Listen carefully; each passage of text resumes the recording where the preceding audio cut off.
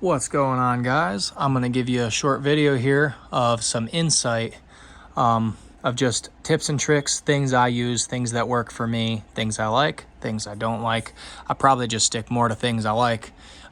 This is unscripted, so bear with me. So it's a little bit of a mess here, but a lot of this makes sense. So first things first, I've got chest rigs, I've got battle belts. I like using them both, but I prefer the battle belt. I keep the battle belt fully ready, and as far as a SHTF defensive scenario, I do keep 5 mags on my battle belt, as well as pistol holster that I currently have on upside down because I was not paying attention when I put that back on, Anywho, got my pistol holster. I got this one from Alien Gear. I carry a Glock. My Glock fits in there nicely. So, I did have the thumb retention. I do not suggest a thumb retention. And I've learned this a lot over the past few range trips. So this has pretty good retention as it is, but the thumb retention is just that added safety. Alien Gear is pretty cool about that. You can adjust it and all those things. But what I realized with the thumb retention is, especially on cold days, fingers hurt already, things, you really have to push that thing in. So in a scenario where you really got to pull your pistol out quick, that was not working out for me. I could not do quick draw and all that on the fly, especially with adrenaline pumping, you're running and gunning. So I did not like that. But it retains it enough without the thumb retention to do running and gunning and things of that nature. Let's check out the battle belt. So I actually got this on Amazon for probably like 50 bucks. It's pretty solid belt, pretty stiff. Holds up really well. I like these mag retainers right here. I got those for about 10 or 12 bucks a pop. These are fully loaded mags. This is what I carry on me every day in my Jeep. I do not like these mag retainers. They're kind of a pain in the butt to get mags in and out of, especially with these little bungees. You can see they come out pretty easy. When this is on your body and you're trying to reach behind your back, these are not super efficient. It's good for, you could strip them out pretty quick, but you can't put an empty back there or reload a mag, put another mag back there. The truth is, if something happens out in the real world and you actually manage to go through your primary mag that's in your rifle, plus these two, you're 90 rounds deep, you're going through some stuff. That's a fact. But if you ever are gonna go through that stuff, you wanna be as prepared as possible. That's the point, right? Okay, so we've gone over the battle belt. This goes with me every day, whether I'm shooting or not. That battle belt's with me. It's in my Jeep, right in my passenger seat, as well as my rifle of choice. So let's get to rifle and or pistol. That's my AR-10. That'd be quite the powerful truck gun, but it's a little too heavy, a little bit too long. It's chambered in 7.62 NATO. That's not going with me as a truck gun, unless I really plan on reaching out there. Fun gun though, recommend it. PSA AR-10, very fairly priced. It's accurate, sub MOA. But you can't go wrong with a classic. I love this. Got this from PSA a few years back. Even got a PSA mag in that one. That mag's pretty great. This thing just goes. I've got a Midway USA sight on the rear, a little pricey. But if you're going to use iron sights, that's the one to use. You can do windage on the rear and then elevation in the front. You can't go wrong with a fixed front and rear sight. That thing is super accurate. You can see in some of my videos, iron sights, I'm quicker with this in some videos than I am with this. So this is the next one. This is actually technically a pistol. It's all scratched up because it gets used, okay? Anyways, this is the more expensive build. So if that's your flavor, then by all means. I like this. It's got an 11.5-inch barrel. That is a pistol brace. It's an extendable pistol brace from Odin Works. I'm going to be real with you. You're pushing $3 for that one roughly, unless you get it on sale like I did. I got it for almost $1 off, and I got one of the last ones in stock. scope from PSA. It's a SIG 1x6 LPVO. Those go for about $300. And then the pistol itself cost about roughly $500 to build. This one's actually slightly heavier than this. That being an all aluminum setup, is quite heavy, but not too bad. I'm talking maybe a few ounces, but if you look at it, both of them fully collapsed. You see the significant difference in length. I went with an 11.5 because it had a good overall velocity. I'm still hitting 2,800 feet per second with 5.56 out of this bad boy. And that's enough to really do the damage you need it to do. 10-inch barrel, you start seeing around 26-ish 100 feet per second. So a significant drop with that extra inch and a half. Inch and a half really matters. This is more of a showpiece. It's not really going to be a truck gun, although it is a cool gun. Don't get me wrong. German MP40, chambered in 9mm. I like that bad boy. Pretty cool. It's accurate. It does all the things you want a little 9mm to do. It's more of a fun gun. I just have it up there for show, really, and a collectible piece. Truthfully, though, follow all laws, rules, regulations, all the things. This is the one that's going with me. As long as you keep it in a concealed cargo type case, and or it's obviously not going to fit in a glove box, but because it's classified as a pistol, depending on your state, you got to make sure it's in the right type of compartment. So in South Carolina, you can keep a loaded pistol in your glove box or any covered compartment, an armrest if you have one big enough, things like that. In this case, I keep it in a rifle container in my vehicle, but still easy to get to, as well as, like I said, my battle belt. Now, home defense, a little bit different setup. I like a 12 gauge shotgun, and judge me, I don't care. This is my setup. I know everyone has a issue with, oh, you're gonna shoot through the wall. Well, mine's mag fed. I'm gonna either be using 3-inch slugs, 1.25 ounce, or double-aught buck. If you look at some of the studies, doesn't really matter what you use, hollow point 9s, 12 gauge birdshot. I mean, even birdshot's going through 2 or 3 walls. So at the end of the day, this is why we train, this is why we practice.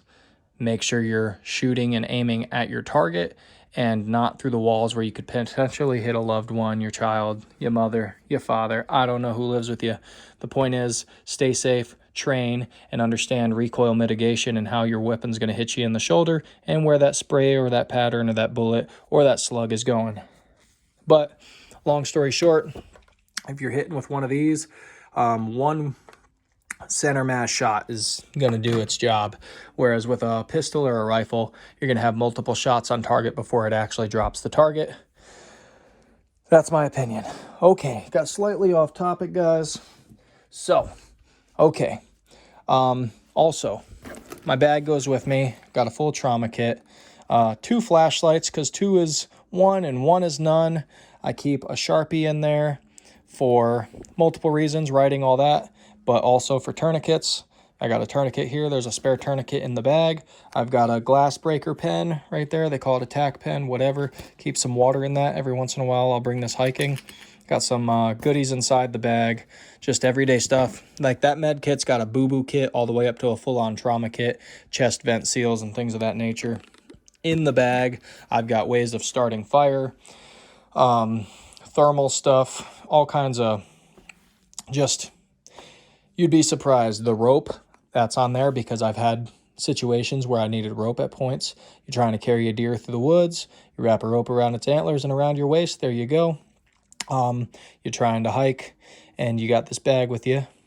You tie that to a tree. It helps you out when you're going up and down bad slopes, things of that nature. Okay, spare radios. In this case, I carry a Baofeng. This Baofeng is like $35 on Amazon. I'm sure you can get them cheaper on Temu or even cheaper than that in other places. Baofeng is pretty versatile. This thing has, if you know anything about ham radio, it's got MIRS. It's got all of your ham band channels. It's got GMRS, FRS, all that stuff. Thousands upon thousands of channels. You can choose from high frequency all the way to low frequency. It's only 8 watts, which typically they come in about a 5 watt. This one's pushing 8 watts, UV5R 8 watt, if you can see that there. It's not much more money. I think I got the whole setup for about 40 bucks. It comes with an earpiece you could plug in. I've got a stubby shorty antenna. I like these. I bought an adapter. It's a BNC adapter because I've got a radio setup antenna in my Jeep, and I can plug this into the Jeep. I could swap antennas, and not to get off topic again, but just an example. Let me go in my little toolbox here. Here's about 50 foot of coax cable. You can see the BNC adapters there. It'll go right in the radio. You could toss this up in a tree, about 50 foot or so, and hook up another antenna setup. And now you're using an 8 watt radio, and you could talk to people 10 miles away. Or in this case, if I can get the right antenna here, I got a bunch of options. This is my junk drawer. I keep tools and just random stuff in here. Now I've got an extendo antenna. This antenna is going to extend my range nearly double. So on the ground, it all just depends on elevation. On the ground, this antenna is typically going to give me roughly 3 miles through the woods at full power with this thing. Whereas that little stubby antenna, I'd be lucky to get a mile with that thing. But it's more bendable. It's out of the way. And if you're doing any type of team comms, stuff of that nature, it's more than enough. But part of the Baofeng kit, you get these little clickers. That's a 10-way one, 10-way Baofeng. One owns the other. I'm not quite sure who. Or 10-way just makes knockoffs. Anywho, so always carry some of that on me. I've got a spare comms kit in the Jeep. Ear Pro, electronic Ear Pro. These are walkers. You can't go wrong with these. They're about 40 bucks. So these actually enhance all noise around you and allow you to talk and have normal conversations. But it drones out anything above 22 decibels. So you can sit there and have a full-on conversation while shooting. I've used this with the 11-inch, and it drones it out pretty good. Doesn't hurt my ears. But don't take my word for it. Go try some yourself. It's worth the investment. One thing I will say for certain stocks, especially if you have glasses or anything like that, it makes it harder to get a good lineup. So on the iron sights, it's not really a problem, but with a scoped rifle, it does make it harder for me to get a good cheek well enough to where I could line up the scope and not have it have that shadow effect to it.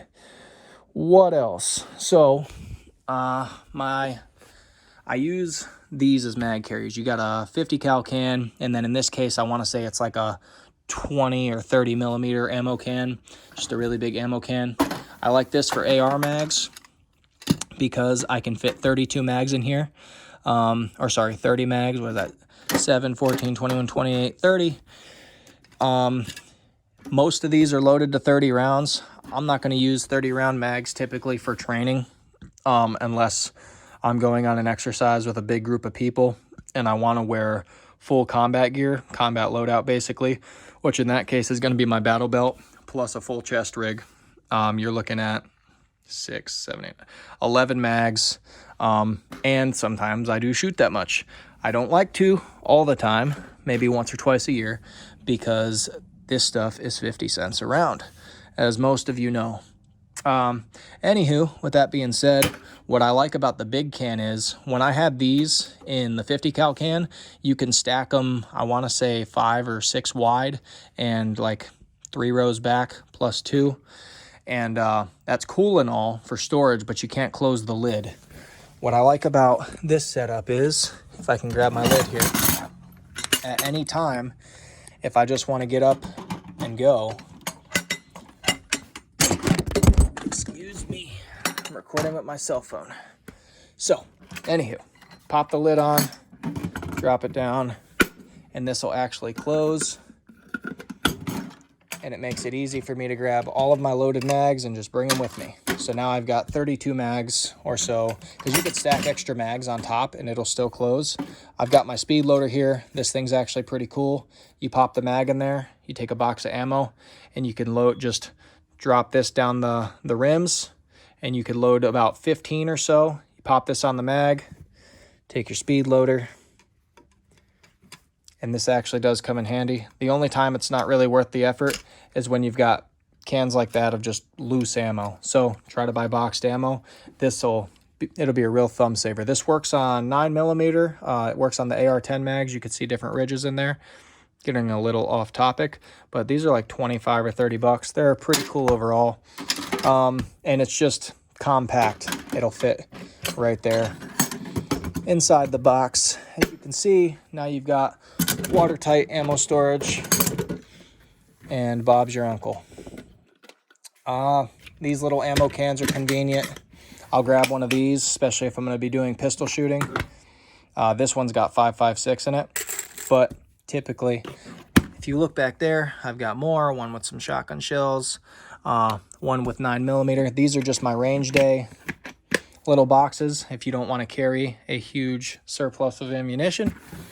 Or you can just grab one of these. In this case, these are 22s and more 22, because you can never have enough 22 long rifle. All right. So what else? Don't forget, bring yourself a good chest flashlight that you could slide like so on whatever molly gear you got equipped. A good knife. Don't forget a good knife. Always bring some cordage. In my bag, I've got extra cordage. And I know I'm going to beat a dead horse again because I've already talked about it. The tourniquet and the med kit. No one ever thinks about that stuff, but that stuff's really important, especially if you have a negligent discharge. I've had, and I know Alec Baldwin, it went off and I didn't pull the trigger, and most people are like, oh, that's crazy. The truth is, some cases you can have a hair trigger. Things do go off without you pulling the trigger. You drop a gun right after you take it off a safe, things can go, accidents can happen. I've seen accidents happen. I've seen messes, that people just don't want to see some of the things I've seen. So take my word for it. There's certain things you just want to be part of your kit. Even if you're just going and you're going to be sitting at a bench and doing bench rest shooting, I would suggest bringing a tourniquet and a med kit. It's just part of being prepared, and that's that.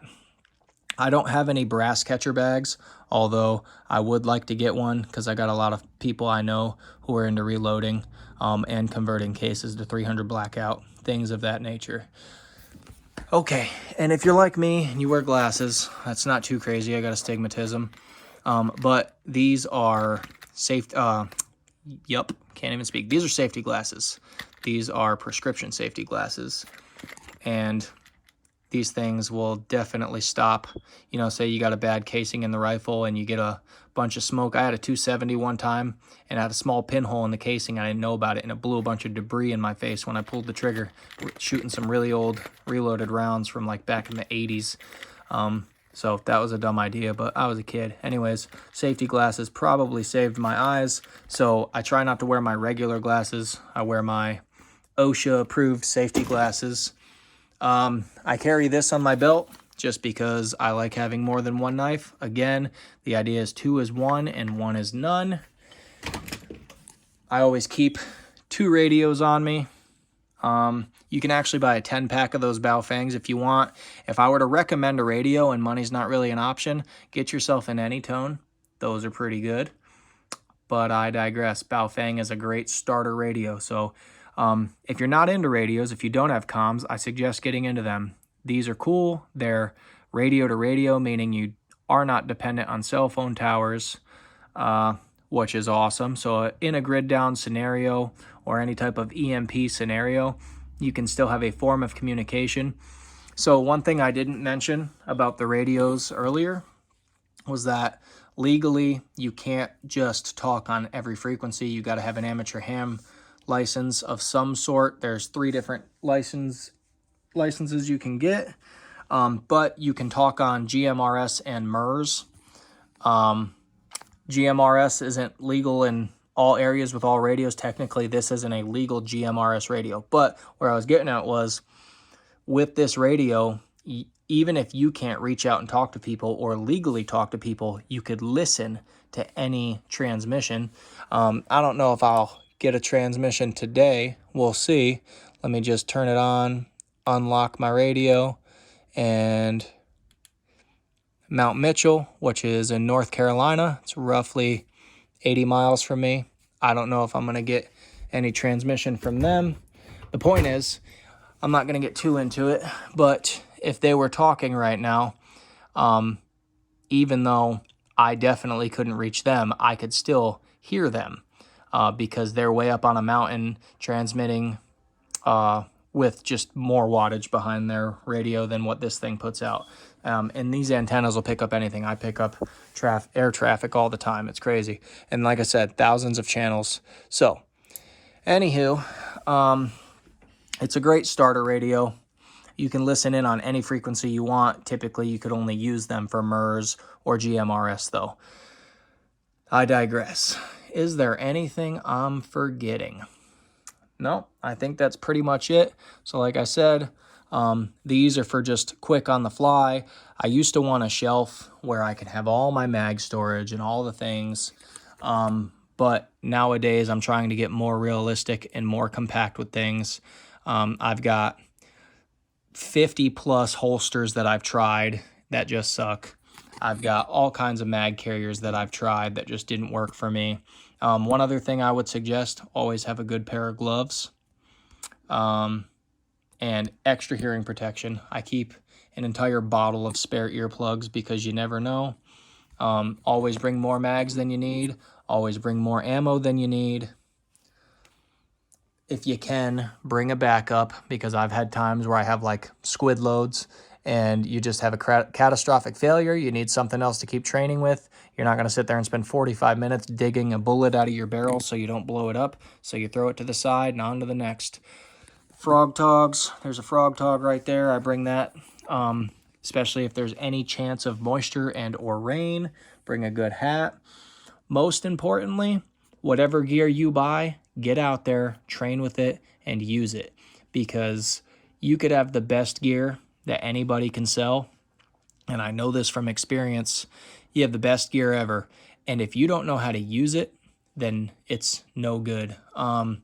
Test your rifles. All rifles sound great on paper. Rifles like the Scar, rifles like the Tavor, the Keltec RDB, they all sound great on paper until you have malfunctions and don't understand how to clear them properly, or you have issues you've never had before. And maybe you're used to an AR-15 like me, and you get a bullpup like I did, and you start having issues of jams or something of that nature, and it's just not muscle memory. It's not something you've trained with all the time. So your gear is only as good as your training. These, once you learn to manipulate and get these things out, that's how I know that these mag pouches suck, and I wouldn't recommend them unless they were on the front of a plate carrier, because then they're a lot easier to get to. I wouldn't know that if I didn't train with it. I wouldn't know that I don't like the walkers when it comes to using any scoped rifle or rifle with a red dot. But I prefer them with iron sights or pistol training. Those walkers are great.